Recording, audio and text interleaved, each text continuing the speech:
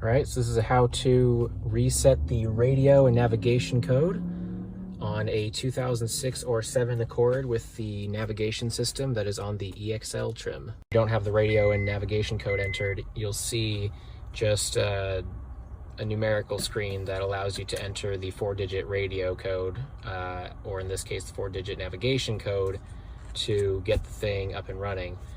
So as you see, I actually have this up and running now. Once it hits OK there.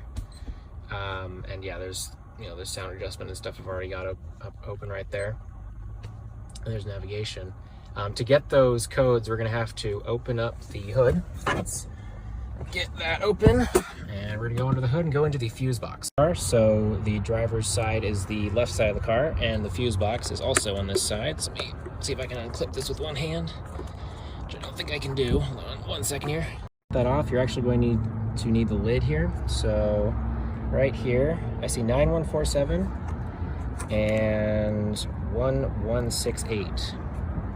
And you're gonna need to write those down so you can put those into your navigation. So I got the system up and running again. Normally you would see a dialog to enter a 4-digit code. Just try one of those 4-digit codes off of that fuse box panel first. If that one doesn't work, try the other.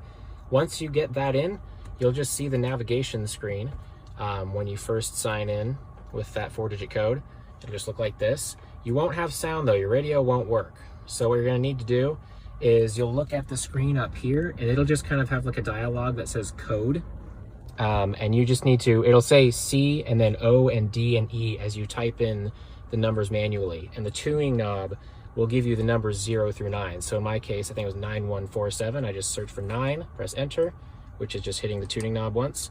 Hit 1, hit 4, and it types out COD as I type this. And once I get to E, the 7, it should be good to go. And I now have FM radio, so I can turn up the static. And yeah, you should be good to go.